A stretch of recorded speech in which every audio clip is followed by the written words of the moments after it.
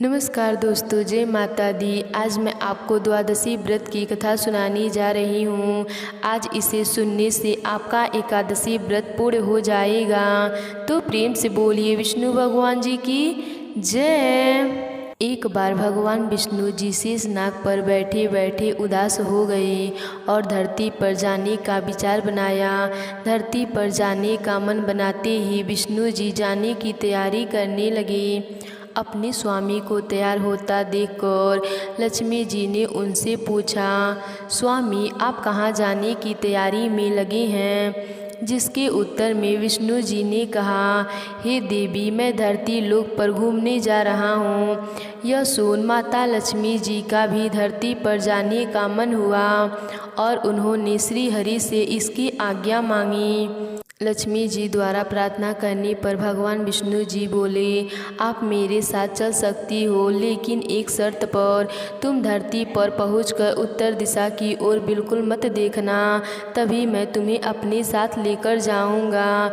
यह सुनते ही माता लक्ष्मी जी ने तुरंत हाँ कर दिया और विष्णु जी के साथ धरती लोक पर जाने के लिए तैयार हो गईं।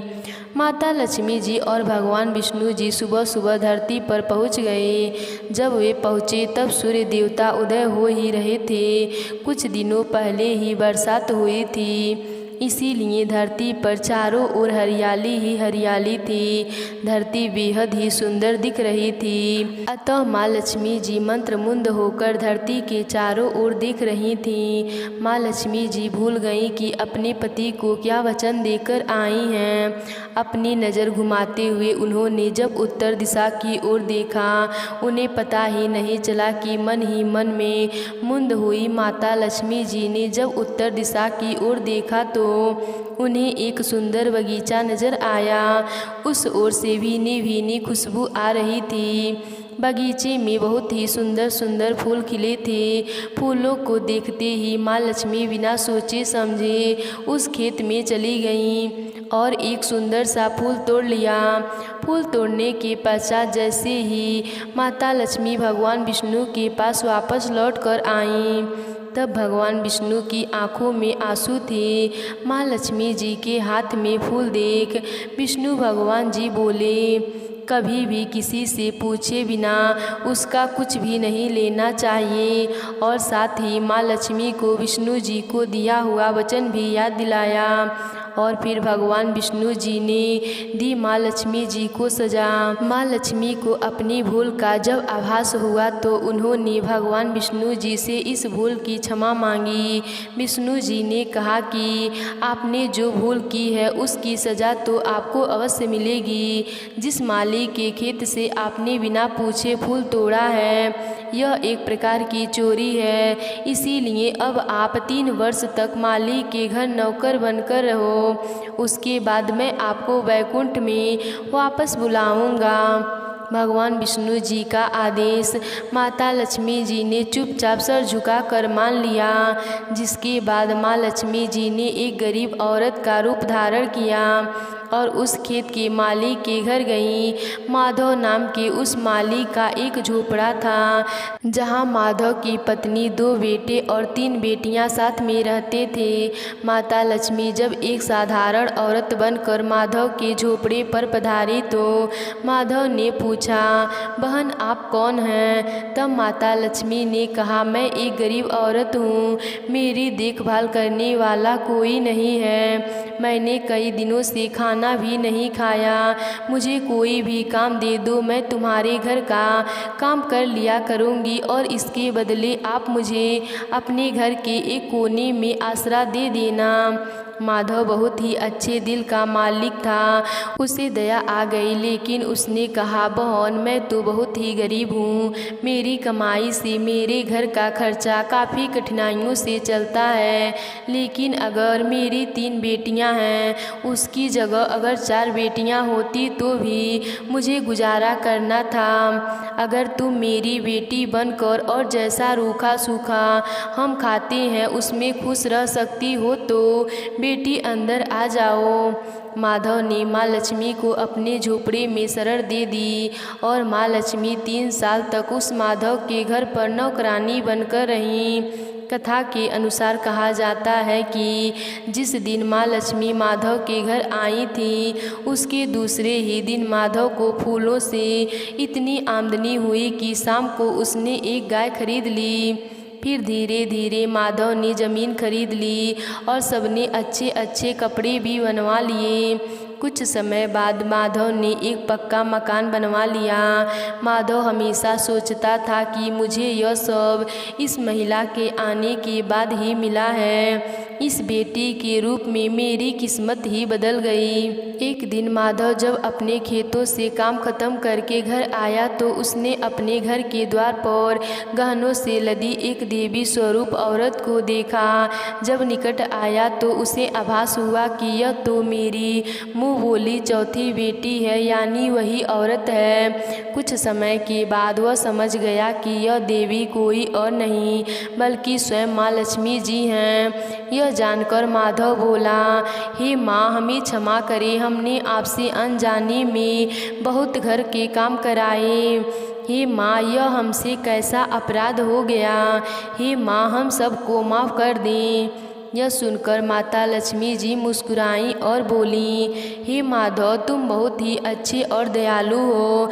तुमने मुझे अपनी बेटी की तरह रखा, अपने परिवार का सदस्य बनाया। इसके बदले मैं तुम्हें वरदान देती हूँ कि तुम्हारे पास कभी भी खुशियों और धन की कमी न रहेगी।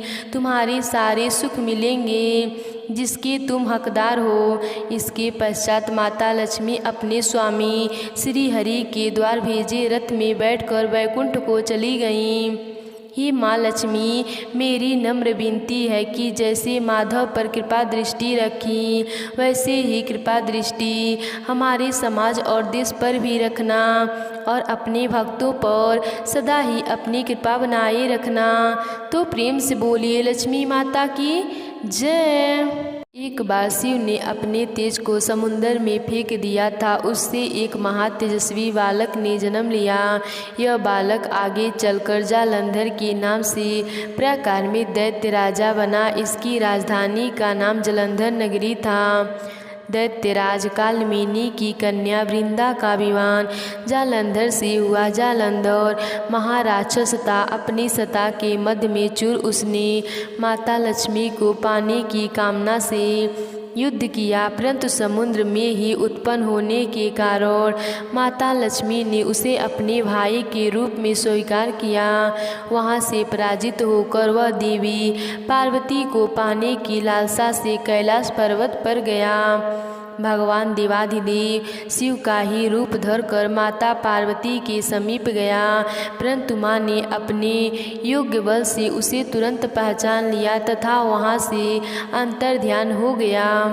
देवी पार्वती ने क्रुद्ध होकर सारा वृत्तांत भगवान विष्णु को सुनाया। जालंधर की पत्नी वृंदा अत्यंत पतिव्रता स्त्री थी। उसी के पतिव्रता धर्म की शक्ति से जालंधर तो न मारा जाता और न ही पराजित होता था। इसीलिए जालंधर का नाश करने के लिए वृंदा के पतिव्रत धर्म को भंग करना बहुत जरूरी था। इसी कारण भगवान विष्णु ऋषि का वेश धारण कर वन में जा पहुँचे, जहाँ वृंदा अकेली भ्रमण कर रही थी। भगवान के साथ दो मायावी राक्षस भी थे। उन्हें देखकर वृंदा भयभीत हो गई। ऋषि ने वृंदा के सामने पल में दोनों को भस्म कर दिया। उनकी शक्ति देखकर वृंदा ने कैलाश पर्वत पर महादेव के साथ युद्ध कर रहे अपने पति जालंधर के बारे में पूछा। ऋषि ने अपने माया जाल से दो बानर प्रकट किए। एक बानर के हाथ में जालंधर का सिर था तथा दूसरे के हाथ में धौड़। अपने पति की यह दशा देखकर वृंदा मूर्छित होकर गिर पड़ी। होश में आने पर उन्होंने ऋषि रूपी भगवान से विनती की कि वह उसके पति को जीवित करें। भगवान ने अपनी माया से पुनः जालंधर को सिर धड़ से जोड़ दिया, परंतु स्वयं भी वह उसी शरीर में प्रवेश कर गए। वृंदा को इस छल का जरा भी आभास न हुआ। जालंधर बने भगवान के साथ वृंदा पतिव्रता का व्यवहार करने लगी, जिससे उसका सतीत्व भंग हो गया। ऐसा होते ही वृंदा का पति जालंधर युद्ध में हार गया। इसी सारी लीला का जब वृंदा को पता चला तो उसने क्रुद्ध होकर भगवान विष्णु को शिला होने का श्राप दे दिया तथा स्वयं सती हो गई। जहाँ वृंदा भस्म हुई वहाँ तुलसी का पौधा उगा। भगवान विष्णु ने वृंदा से कहा, हे वृंदा, तुम अपने सतीत्व के कारण मुझे लक्ष्मी से भी अधिक प्रिय हो गई हो। अब तुम तुलसी के रूप में सदा मेरे साथ रहोगी। जो मनुष्य भी मेरे शालिग्राम रूप के साथ तुलसी का विवाह करेगा उसे इस लोक और परलोक में विपुल यश प्राप्त होगा। जिस घर में तुलसी होती है वहाँ यम के दूत भी असमय नहीं जा सकते। गंगा व नर्मदा के जल में स्नान तथा तुलसी का पूजन बराबर माना जाता है। चाहे मनुष्य कितना भी पापी क्यों न हो, मृत्यु के समय जिसके प्राण मंजरी सहित तुलसी और गंगा जल मुख में रख कर निकल जाते हैं वह पापों से मुक्त होकर वैकुंठ धाम को प्राप्त होता है। जो मनुष्य तुलसी व आंवलों की छाया में अपने पितरों का श्राद्ध करता है उसके पितृ मोक्ष को प्राप्त होते हैं। उसी दैत्य जालंधर की यह भूमि जालंधर नाम से विख्यात है। सती वृंदा का मंदिर मोहल्ला कोट किष्किंधा में स्थित है। कहते हैं इस स्थान पर एक प्राचीन गुफा भी थी जो सीधी हरिद्वार तक जाती थी। सच्चे मन से 40 दिन तक सती वृंदा देवी के मंदिर में पूजा करने से सभी मनोरथ पूर्ण होते हैं। तो प्रेम से बोलिए तुलसी माता की जय। एक समय की बात है, एक गांव में सभी औरतें तुलसी माता को सींचती और अपने घर चली जाती। पर एक बुढ़िया माई ऐसी भी थी जो तुलसी माता को सींचने जाती थी और जब वह जाती तो तुलसी माता से कहती कि हे तुलसी माता सत की दाता, मैं तेरा विरला सींचती हूँ, मुझे बहू दे, पीले रंग की धोती दे, मीठा ग्रास दे, वैकुंठ में वास दे, अच्छी मौत दे, चंदन की गांठ दे, अच्छा राज दे, खाने को दाल भात दे और 11 के दिन कृष्ण का कांधा दे। बुढ़िया माँ की यह बातें सुन तुलसी माता सूखने लगी। तुलसी माता को यूँ सूखते देख भगवान ने पूछा कि हे तुलसी, तुम दिन प्रतिदिन क्यों सूखती जा रही हो? तुलसी माता ने कहा कि बस मेरे मन की ही मत पूछो। भगवान ने कहा कि मैं नहीं पूछूंगा तो कौन पूछेगा? इस पर तुलसी माता कहती हैं कि एक बुढ़िया माता आती हैं और अपनी बात कह कर चली जाती हैं, मैं उसकी सभी बातें पूरी कर दूंगी, लेकिन कृष्ण का कांधा कहाँ से लाऊंगी? भगवान कृष्ण बोले कि वह मरेगी तो अपने आप ही कंधा देने आऊँगा, तुम बुढ़िया माई से यह बात कह देना। इसके बाद बुढ़िया माई मर गई। बुढ़िया के मरने पर सारा गांव इकट्ठा हो गया और उसका अंतिम संस्कार आने पर उसे उठाने लगे, लेकिन वह बहुत भारी हो गई जिससे उसकी अर्थी टस से मस नहीं हो रही थी। सभी बोले कि यह तो बहुत संस्कारी थी, बहुत पूजा पाठ करती थी, कोई पाप नहीं किया, फिर भी यह इतनी भारी कैसे हो गई? बूढ़े ब्राह्मण के भेष में भगवान आए और कहने लगे कि यह भीड़ कैसी है? तब गांव वाले बोले कि एक बुढ़िया माई मर गई है और वह इतना पापिन थी कि उसकी अर्थी नहीं उठ रही है, बहुत भारी हो गई है। भगवान बोले कि मुझे इसके कान में कुछ कहने दो, फिर यह उठ जाएगी।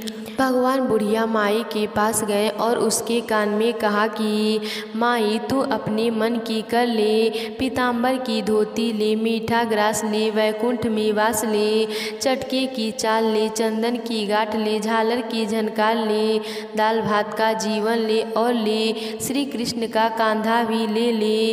भगवान की सभी बातें सुनकर बुढ़िया माई हल्की हो गई। भगवान अपने कंधे पर उसे ले गए। बुढ़िया को मुक्ति मिल गई और वह वैकुंठ को चली गई। हे तुलसी माता, जैसे आपने उस बुढ़िया माई की मुक्ति की वैसे सभी की करना। जैसे भगवान ने उसे कांधा दिया वैसे सबको देना। तो प्रेम से बोलिए तुलसी माता की जय।